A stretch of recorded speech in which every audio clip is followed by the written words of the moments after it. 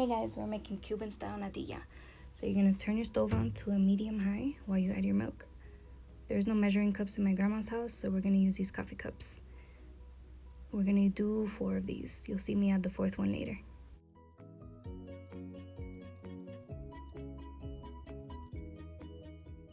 Okay, so we're gonna add a little bit of salt. This is just to balance out the sweetness. So a cucharadita.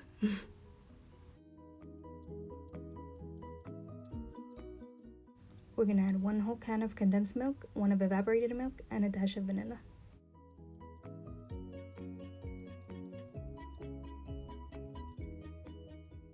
Now you're gonna add in your stick of cinnamon and your lime peels. I added 2.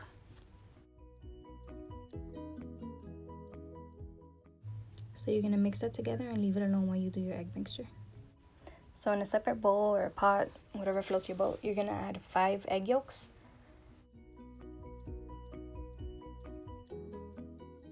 So to the egg yolks, you're gonna add 2 cucharaditas of sugar.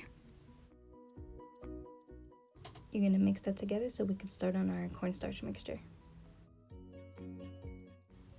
So this Argo brand is the one my grandma had on hand, but what we usually use is the maicena one. So you're gonna take 4 heaping spoonfuls of the cornstarch into an empty cup, and we're gonna add cold water to it little by little until you get the consistency I'm gonna show you.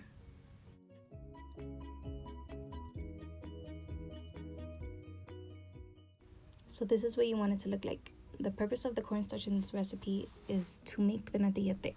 This is what's gonna make it all come together. Okay, so you're gonna mix that up, grab a strainer, and head to your stove.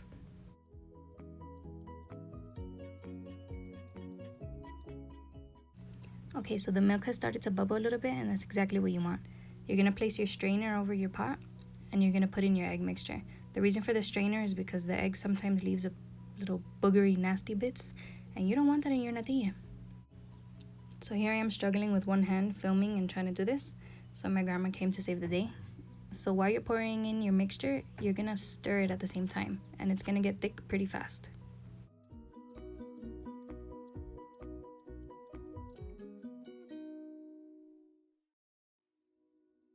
See the boogery bits I was talking about? Blech.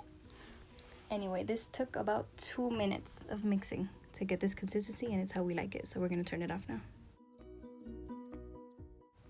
So you can eat this hot and it's really good, or you can let it cool overnight, and I'll show you what that looks like at the end of the video.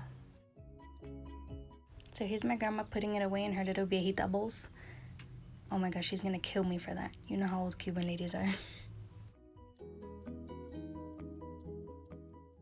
So this is what it looks like when it's cooled overnight.